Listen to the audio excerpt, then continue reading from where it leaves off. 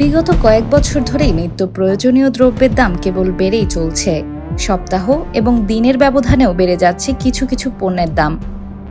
অব্যবস্থাপনা এবং কিছু অসাধু ব্যবসায়ীদের জন্যই নিয়ন্ত্রণহীন হয়ে পড়েছে দ্রব্যমূল্যের বাজার, যার ভুক্তভোগী খুচরা ব্যবসায়ী সহ চূড়ান্ত ভোক্তা সকলেই। রাজধানীর কাউরান বাজার গিয়ে দেখা যায় নিত্য প্রয়োজনীয় শাকসবজি সহ সবকিছুই কেজিতে বেড়েছে 10 থেকে 15 টাকা। পেঁপে, টমেটো, কাঁচামরিচ, পটল, শসা এসব এখন একটা শ্রেণীর ক্রয় ক্ষমতার বাইরে।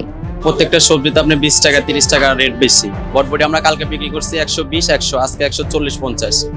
তারপর আপনার ভেন্ডি কালকে বিক্রি করছি 60 টাকা, আজকে ভেন্ডি 70 টাকা। পটল বিক্রি করছি কালকে 50 টাকা, আজকে পটল 60 টাকা। ভোগ্যপণ্যের দাম বৃদ্ধি পাওয়ার পেছনে খুচরা বিক্রেতারা দায়ী করছেন বন্যাকে। পেঁয়াজের পাইকারি মালিকরাও বলছেন একই কথা। 4-5 দিন ধরে বৃষ্টি, হাটে কোনো মালপত্র নাই, মাল শর্টের কারণে দাম বাড়ছে, কাঁচা মাল শর্টের দাম বাড়ছে। শাকসবজি ছাড়িয়ে ইতিহাসে এবার রেকর্ড মূল্য বৃদ্ধি পেয়েছে ডিমের বাজারে।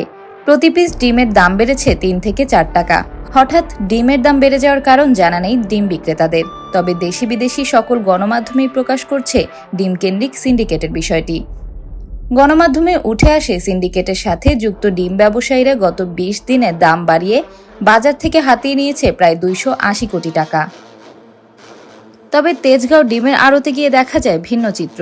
বাজারে ডিমের যে সিন্ডিকেট রয়েছে সেটি মানতে নারাজ এখানকার আড়তদাররা।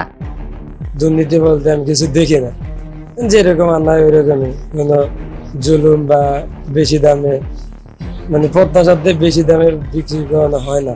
জনগণ বা চাহিদায় সে অনুসারে ডিমের সংখ্যা কম, তার জন্য ডিমের দাম বাড়ে।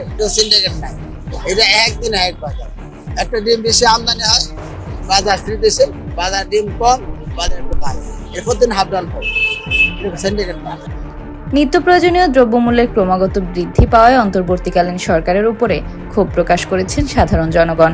ছাত্র জনতার অভ্যুত্থানে যে বাংলাদেশ গঠিত হয়েছে তার প্রতিফলন জনগণ পাচ্ছে না বলে মন্তব্য করেন অনেকেই। আমাদের এই সরকারের উপরে অনেক আস্থা এবং বিশ্বাস ছিল, সেই আস্থা এবং বিশ্বাসের ঘাটতি দেখা দিচ্ছে। এখন মানুষের মুখে মুখে এখন ভাষা আগের সরকারই ভালো ছিল। তো সুতরাং আগের সরকার যখন ভালো ছিল, আগের সরকারের লোকজন রাস্তায় নেমে সরকারের পতনও ঘটাইতে পারে। এটা হচ্ছে রিয়েল সত্য কথা। সিন্ডিকেটের এই লোকগুলি তো সরাই নেই, ওরা তো এখনো জায়গায় বসে আছে। আমার মনে হয় প্রশাসন কাজ করেন। জনগণ মনে করছেন নিত্য প্রয়োজনীয় পণ্য সামগ্রীর মূল্য নিয়ন্ত্রণে সরকারকে এখনই সঠিক সিদ্ধান্ত নিতে হবে, না হলে জনপ্রিয়তা হারাবে ছাত্র জনতার অভ্যুত্থানে গঠিত হওয়া এই সরকার। আগের তো সব জিনিসের দাম এখন আরো ডবল হয়ে গেছে।